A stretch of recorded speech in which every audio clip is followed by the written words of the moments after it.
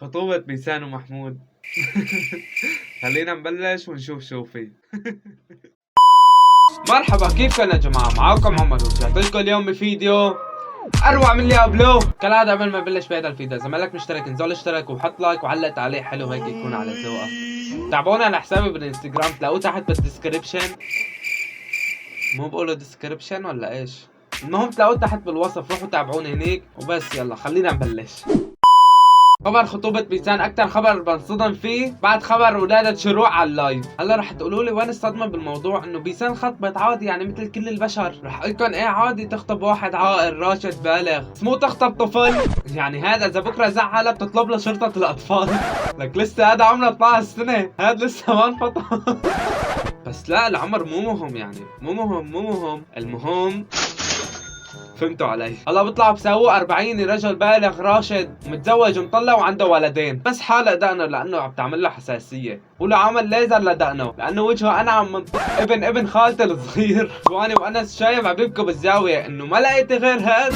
بدك تربيه على ايدك يعني ولا ايش؟ انا بعرف الشاب بياخذ وحده صغيره مشان على اساس يربيه على ايده، هذا الشيء بس بالخطوبه، بس بعد الزواج بصير العكس. المهم هلا خلينا نحضر فيديو الخطوبه. الفيديو بيوم واحد جايب 3 مليون مشاهده.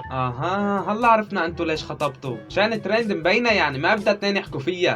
اما غير هيك مستحيل. خبركم تقنعوا فينا انه حبينا بعض وارتاح لي وارتحت له ومدري ايش. مستحيل حدا يقتنع، لانه ما في حدا مقتنع انه انتو خطبتوا عشان تتزوجوا وتفتحوا بيت وتجيبوا هيك اطفال. بكره شهر شهرين بس سونا بتنزل فيديو سبب الانفصال، وبيكون السبب انه عم يستعمل لها حمرتها بدون اذنها.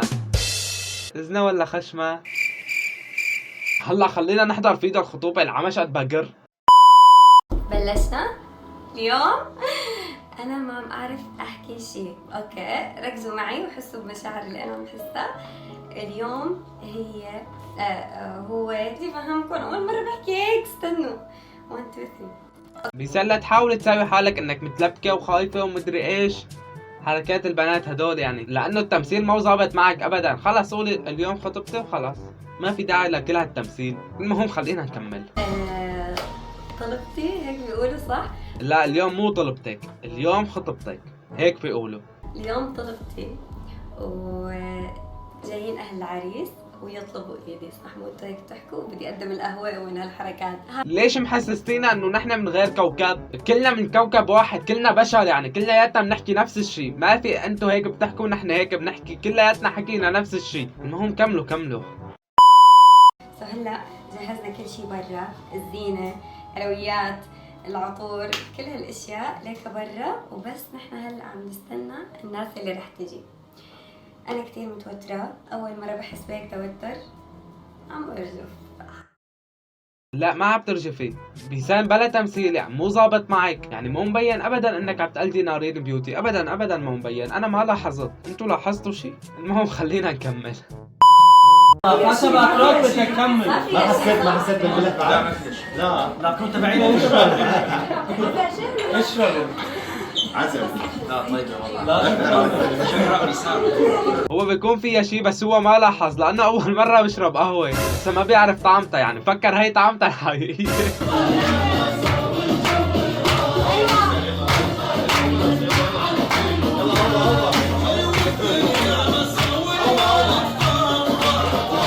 اقسم بالله ما بعرف ايش احكي. اولاد يعني كل واحد لسه صف سادس، كل واحد مبين عليه عمره 15 سنه. بتكون خلصت حفلتنا لليوم، ان شاء الله عجبتكم، كانت كثير حلوه. وهلا صار لازم تتعرفوا على خدشيري، هيك بيقولوا. محمود حبيبي، هاي الحركة للبنات، الشباب ما بيعملوا هيك، البنات بيعملوا انه شوفوا خطبني وما بعرف ايش، حركات يعني حياة بين بعضهم، يعني بيفهموا على بعضهم، بس انت ما بصير تعمل هيك. المهم ان شاء الله الف مبروك بسونا، ان شاء الله هيك يكون باركت لك في هذا الفيديو. ولهون بتكون نهاية الفيديو، اذا عجبكم لا تنسوا تحطوا لايك وتشتركوا في القناة، وبس يلا سلام.